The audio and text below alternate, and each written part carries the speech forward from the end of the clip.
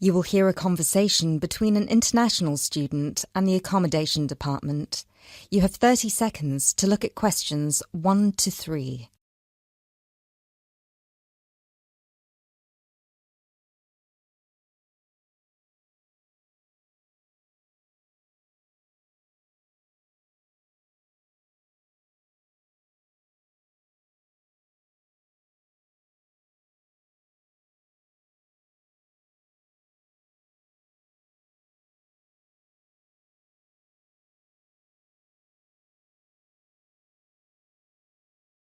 Hello, accommodation department. How can I help you?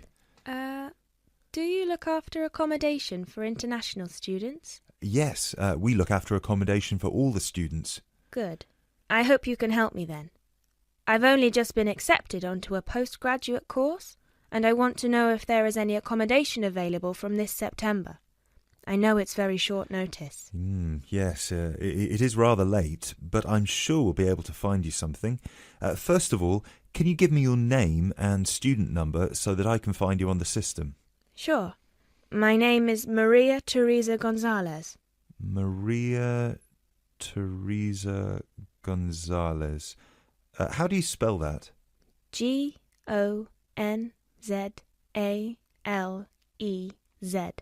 Thank you. Got it. And your student number, please? SHU 300715PG. SHU 300715PG.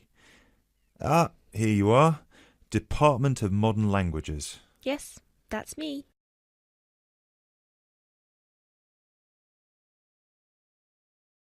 You now have 30 seconds to look at questions 4 to 7.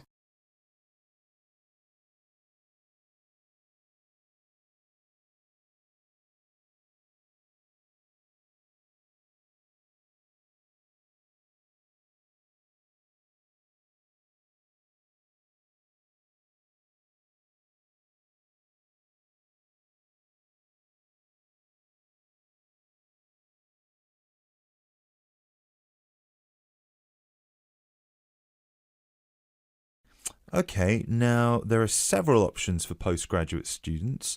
Firstly, there is the Trigon. This is a new block near to the station and not far from the main campus. Accommodation is what we call cluster accommodation. What does that mean? There's a small group of rooms, usually 6, each with its own bathroom clustered around a lounge kitchen area which is shared. Oh, I see. That sounds good. They are very popular. The price for these is £99 per week, and we do have some availability left. However, for postgraduate students, there are other options. And what are they? There's another apartment block called The Cube, located near the west gate of the campus. Accommodation there is in 1 or 2 bedroom self-contained flats.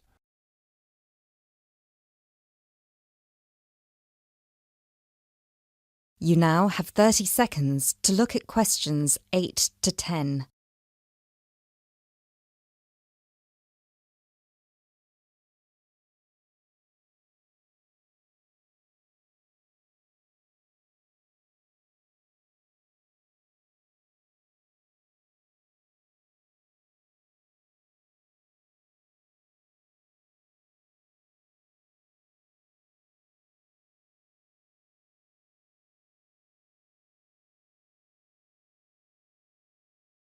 So, the cube is self-contained? How does that work? Well, basically, they're just like ordinary apartments. Each apartment has 1 or 2 study bedrooms with ensuite bathroom, a lounge and a kitchen. And what is the price of those? For the 1 bedroom, it is £180 per week, and for the 2 bedroom, it is £110 per week for each person. And can I choose who I share with? If you have a friend and you would like to share with them, of course, we can reserve a 2-bedroom apartment for you both. Otherwise, you just have to share with whoever else is there. Obviously, it will be another woman. I will have to think about this. Do I have to make a decision now? No, but we don't have much accommodation left, so I can't guarantee that there will still be availability if you leave it too long. Yes, That's fair. I have a friend in the management department who might like to share. I will speak with her and get back to you this afternoon. Okay, fine. Do let us know as soon as you can. I will do. Thanks for all your help. My pleasure. Bye. Bye.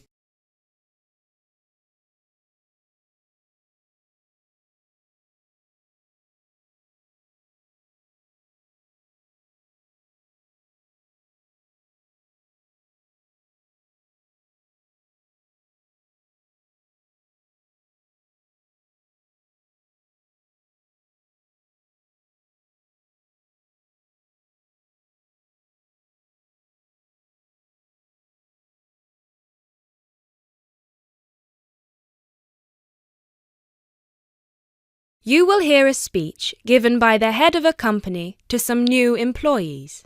You have 30 seconds to look at questions 11 to 16.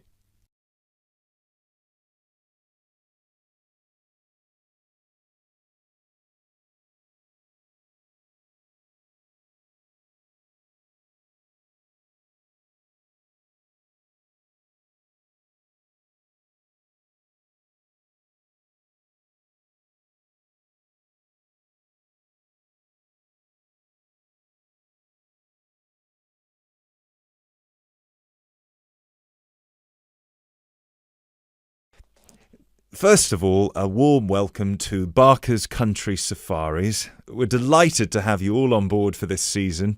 I know you've all been told a bit about the company when you had your job interview, but I thought it would be worth telling you a bit more about ourselves. Barker's was set up 10 years ago by myself, John, and my then girlfriend and now wife, Nancy. We started it initially just as a hobby. We felt that there was a good opportunity to share our love of the countryside in this part of the world with the many visitors who come here. As you know, most people come for the beaches in the summer, but there is so much more to the region, and this is what we wanted to exploit.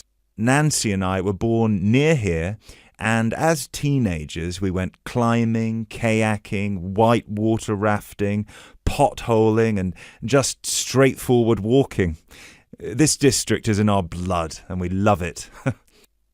While we were still at university, we started taking small groups of visitors out into the national park in Nancy's brother's old Land Rover. We'd drive them around the back lanes and into the forest. We'd also organise rock climbing tours for friends of friends. Then, each year, without us having to advertise, people came back to us to ask for more excursions and trips. So, 5 years ago, we gave up our other jobs to focus full-time on Barker's Country Safaris. Now, 2 years after that, we set up the activity tour part of the business, and 1 year ago, we expanded into organising activities for school groups during term time. Obviously, this was a massive challenge with all the health and safety requirements, but it's proving a great success.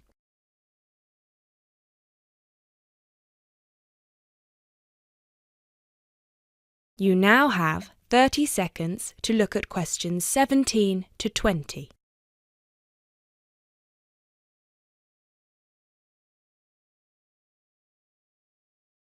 Anyway, we'll certainly not be dealing with school parties during the summer holidays.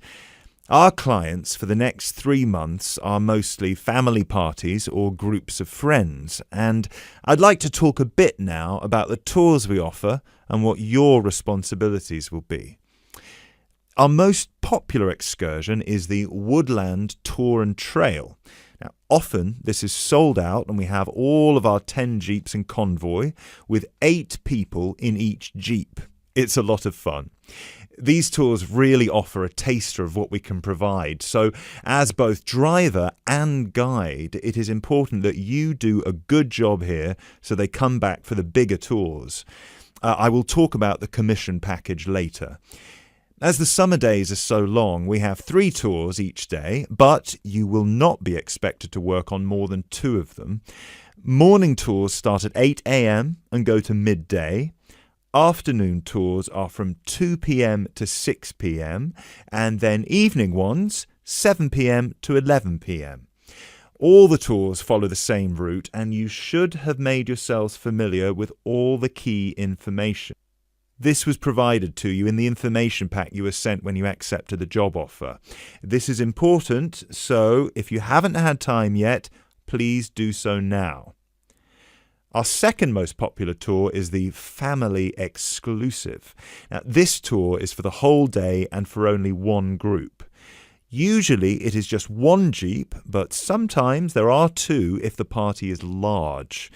These tours go from 10 a.m. till 5 p.m. and include lunch at the Brown Bear in Lower Middleton. We have a number of different routes for these tours as we don't want our premium clients being made to feel that they are part of a large package deal. You'll be told which route to take with your weekly schedule. Now, I'd like to move on to these specialty tour packages. These are the ones that we're keen to book people on once they've done the woodland tour and trail trip.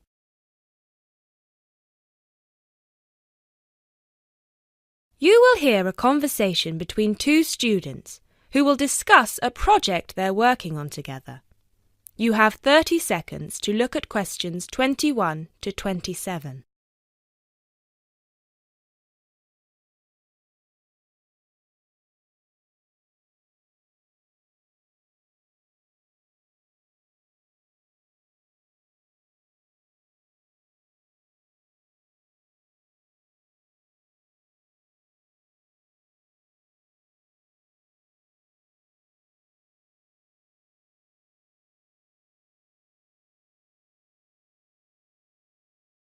Hey Jess, glad you could make it. We've got a lot to discuss. Hi, Matt. Yes, sorry I'm a bit late. I did bring all my notes with me. Yes, me too. Where shall we start? Well, I think it would be a good idea to clarify our objectives just one more time. Yes, good idea. Okay, here we are. We need to record, photograph, and identify the plant species in 10 1-square-meter plots. Does it say anything about where these plots should be and how they should be laid out? Ah, here it is. It says that all the plots need to be no more than 10 meters apart. And how do we choose them? Ah, this is the fun part. I remember this. Here we are. Make a 1-meter square frame using bamboo sticks available from the department stores. Yes, we've already done that. I know, I'm just reading the whole section. Okay. One person stands roughly in the middle of the chosen area and throws the frame. The other person uses a tape to mark out the square where the frame landed and returns frame to thrower. The thrower then turns a few degrees on the spot and throws again. The thrower must turn slightly after each throw and vary the force of the throw until after the 10th throw they are pointing in almost the same direction as the first. That sounds a bit complicated. That's only because it's all in writing. It's just a simple throw, turn, throw, turn, throw, turn until we have 10 squares. And I guess you want to do the throwing. Well, if you don't mind. I'm sure you'll be more accurate at marking the squares. Yes, I am sure I am, and I'm sure you've got a stronger throwing arm.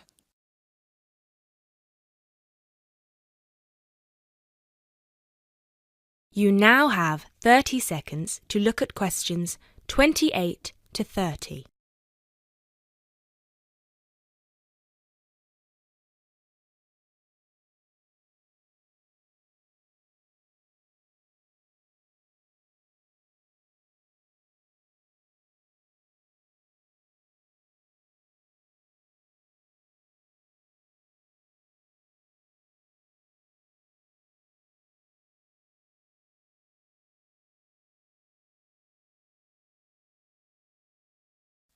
Okay, good. We've got that sorted. Now we need to decide where to go. Yes, I've been thinking about that and I've brought the map. Ah, well done. I forgot mine. Now, I've identified 3 possible locations, but they've all got some disadvantages. Okay, fire away. Well, the area around this lowland marsh could be interesting. There'll be a lot of interesting water plants here. Looks good, but what's the problem? Mainly that it's already a designated nature reserve, and I think there's already been a lot of research done here. Ah, I see. Well, I'd rather do something that's new and can be useful. I agree. That's why I identified this area further west. See, here. behind the beach. Oh, yes, I see. That area there, where it's flat, but quite high. Exactly. If you look a bit further inland, you'll see that there are hills which will protect that area from strong north winds. I see. Excellent. But what's the problem? Just that it may not be very interesting. We know that the geology there is not conducive to a wide variety of plants. I agree. So what's your last idea? Well, I think this one is a bit of a winner, although I did want to show you the other two. Look up here on the north coast. Where? See this bay? Well, I know that there's been quite a lot of studies done here, but a bit further to the east, behind this headland. No one has ever looked at that.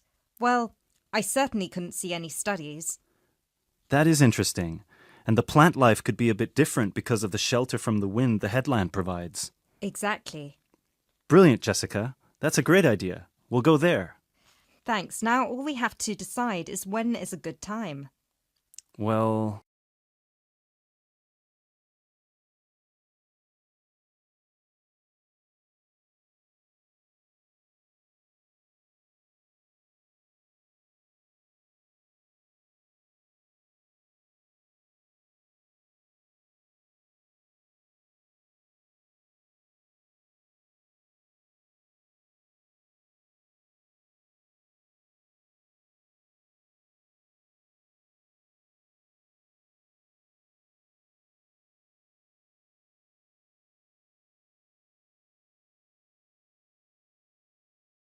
You will hear a lecture about geotourism. You have 30 seconds to look at questions 31 to 34.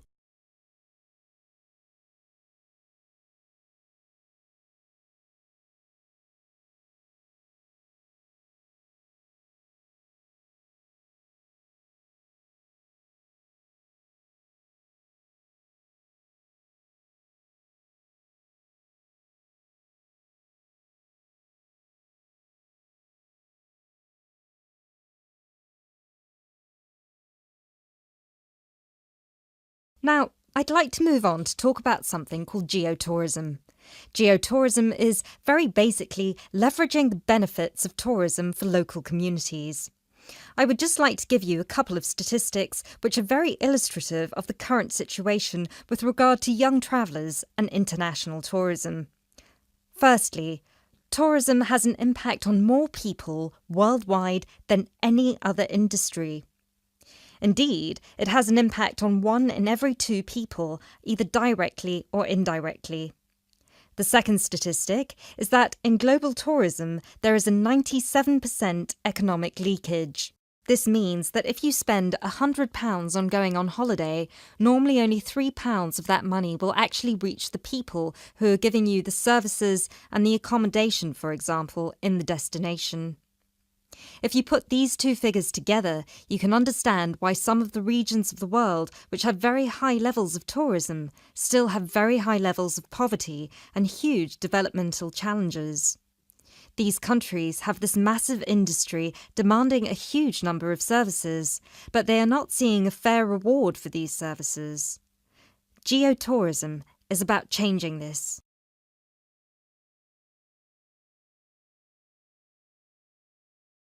You now have 30 seconds to look at questions 35 to 40.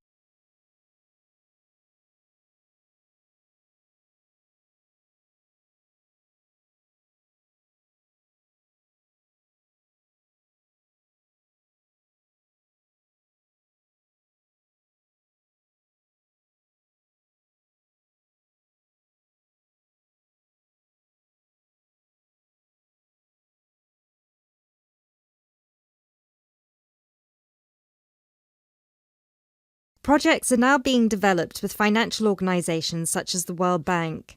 One of these involves developing a technology platform which is bringing grassroots travel products such as hotels, locally owned hotels, not global chains, very locally owned tour operators to the international travel market, therefore avoiding the middlemen.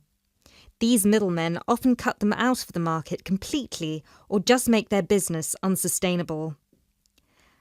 Another way that geotourism can be promoted is through the niche travel market of volunteering. These days, a significant number of older teenagers want to spend a gap year, either between school and university or university and employment. Often, these people want to spend some or all of their year volunteering, but they either don't have the money or don't feel inclined to pay the main volunteering organisation businesses the fee they require, which can be as high as £3,500. What they are looking for is an organisation who can connect them with people on the ground, who can suggest worthwhile local projects. So, this is a real win-win scenario. The organisers charge a small flat fee, which then goes to the local contact. Thus, the local contact gets a very good commission just for one customer. The customer is also saving a large amount of money and time, both of which they can give to the projects they end up working on. There is still quite a long way to go before poverty in the most popular of tourist areas is eradicated, but a focus on this type of geotourism could provide an answer.